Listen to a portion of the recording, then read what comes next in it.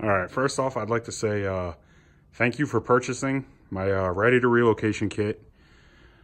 This will be the install video. I'll be going over what it takes to install it and some of the tools needed and how it's packaged, and what the kit comes with. So first off, it obviously comes with the radiator, fans, wiring harness, and hoses mounted to it. Backside, there's the hoses with the fittings in them already. That's for the overflow bottle. And then the attached wiring harness. Next would be the 1-inch heater hose with clamps and fittings on both sides. It will be labeled for the upper, which would be this one over here. And then the lower, which would be obviously that one over there.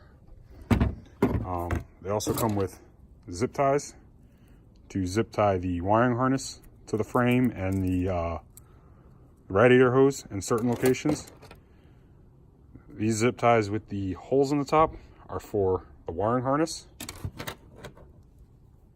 2 screws for the wiring harness zip ties, and a nut bolt, nylock nut, and spacer for the overflow bottle. Now for the install portion of it, first off, you're going to want to start off by mounting the bracket to the radiator itself. You can leave everything, finger tight. You don't want to snug anything down yet. Put it on finger tight, kind of rest it in place, because you will have to trim the corner of the bed for the radiator on each side. On that side, you just want to rest it in just so you can see where you've got to trim. I mean, you could heat it up with a heat gun and kind of mold it out of the way on the passenger side of the car, but the driver's side for the drain on the radiator, you will have to notch it out for the drain. I put this 90 elbow in it with this bolt just because plastic, and we take these things off-roading, so this will take a better shot than that plastic thing. So this will be included with the kit. It's completely up to you whether you want to run this or that plastic butterfly. So then once you get that hole cut on each side, you can you'll want to, while resting it in, the bottom of the radiator, there's 2 tabs, 2 little prongs that kind of stick out. You're going to want to kind of mark the location on where it sits in the bed and just drill a hole. There's nothing under there that you'll damage. You'll just drill a hole just so it has somewhere to kind of rest. You can go the same size or a little bit bigger than what the hole is, just to give it a little play if you want.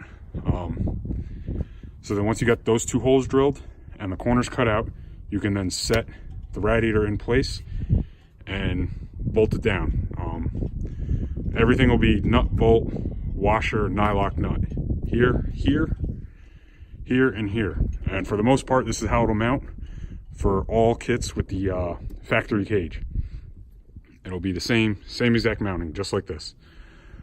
Now once you get it mounted into place, you can then go and run the coolant lines, which this will already be attached with a union in the end of it. You'll take your heater hose, it's labeled upper, so that'll go for the upper one. You'll take the one that goes for the lower one. You'll kind of just want to rest it in place where it'll be, just to make sure, because I cut them a little long. They're for specific areas, but there's a little extra length to them, just in case you have to trim or you decide to route it a little bit different.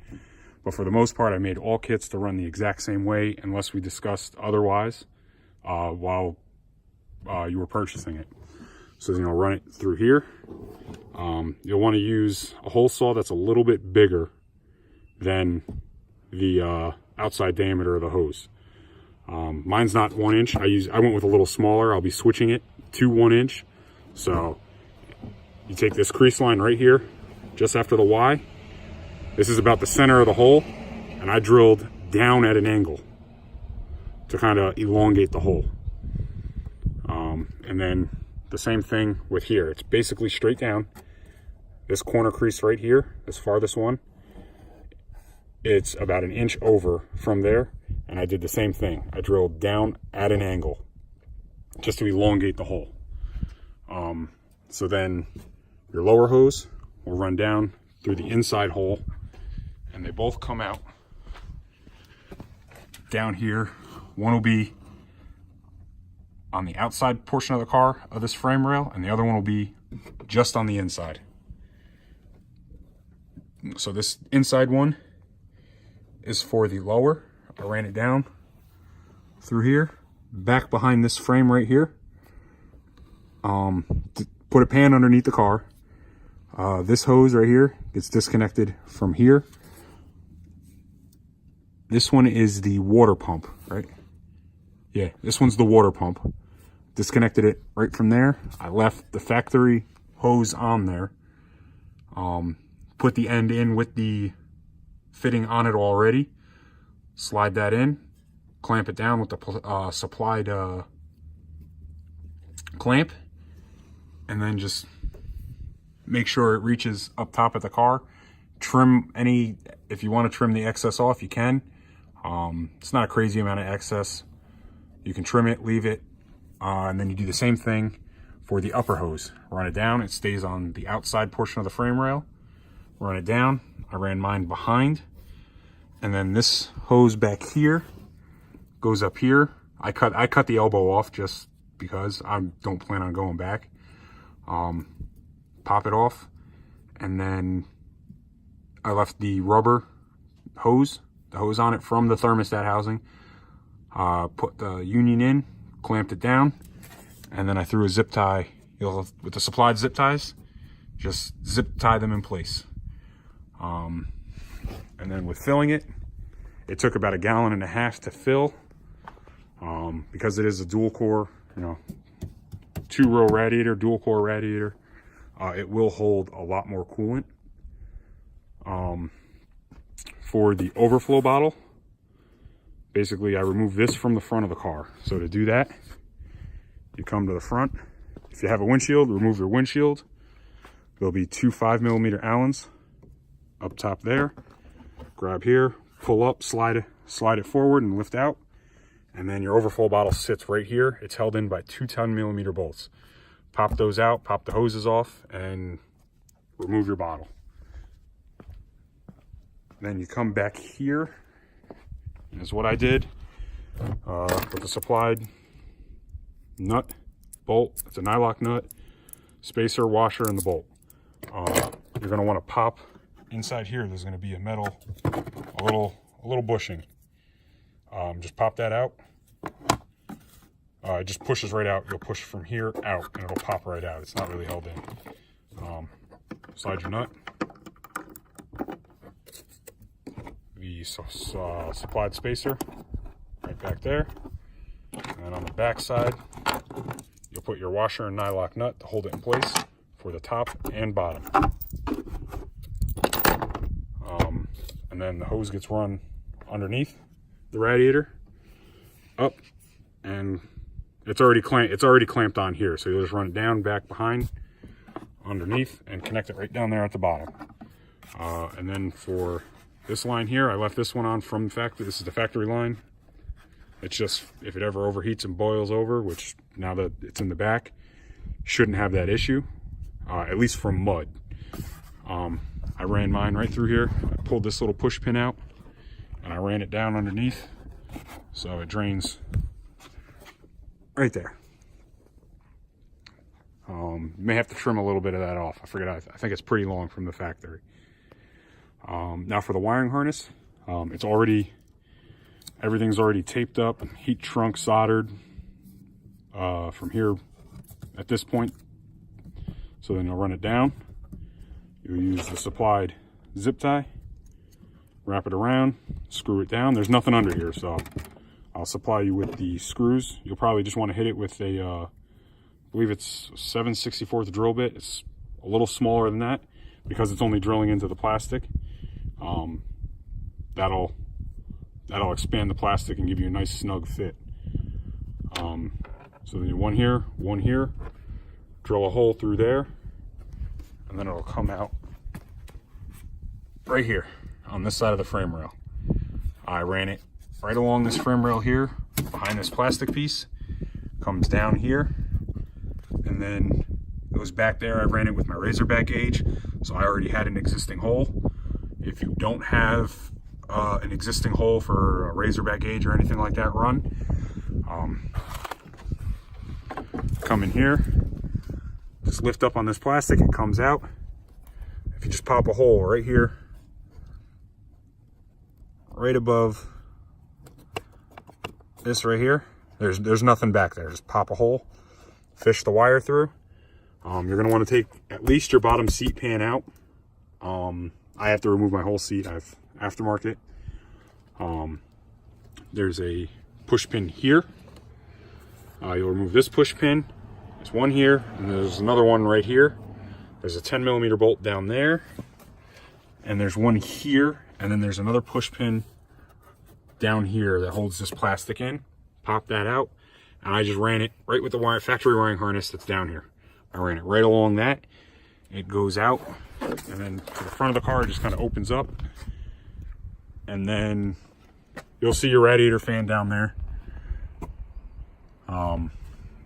And just connect, you'll have two connectors like this. Let's see.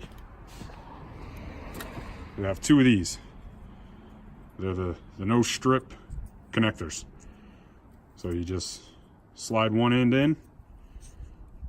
The end from the fan, the wiring harness on the fan goes through this one. And then the other one clamps on, for the factory wiring harness, clamps on here. And then pinch down on this, and then you've got a working fan. This will go down and it strips the wire and makes the electrical connection needed. You'll have one for each side.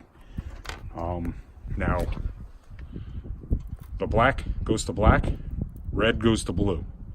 So basically, just remember black is ground. So put the black to black and you're good, and the red will go to the blue or whatever. If it varies, mine was blue. So if it varies, red goes to that color, black goes to black.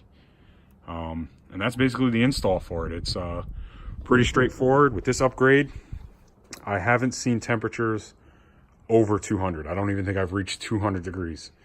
And I went through some pretty thick mud. If you saw one of my last video post, for this radiator kit, my machine was covered in mud. And I never saw temperatures over 200. Once the fans kick on, they kick off, a couple seconds later, because it drops the temp from factory. So once again, I just want to say thank you for purchasing the kits. Let your buddies know if they need one. I can to message me, and we can work something out, and I can hopefully work something out for them. Now, I guess, like I said, thank you for purchasing the kit. Any questions, comments, concern, don't hesitate to message me. Also, if you could, like and subscribe to my channel on YouTube. It's Buggy Bros. We'll have some DIY videos, and on there, I think we recently did a clutch, and we're in the process of getting that one uploaded. We did an oil mod. I'll be doing a DIY oil mod on this one. So that's another thing I could also have to offer in the future. And if you know somebody who doesn't want to go through all this work, we're also making the mud guards that go to the front, that just one where it would bolt here and kind of block it off from here, and then it does the same thing on the driver's side.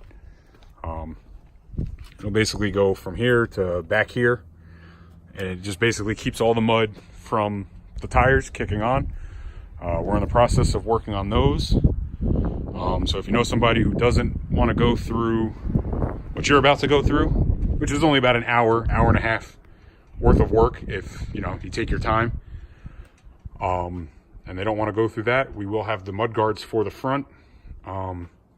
So yeah, like I said, any questions, comments, concerns, don't hesitate to message me.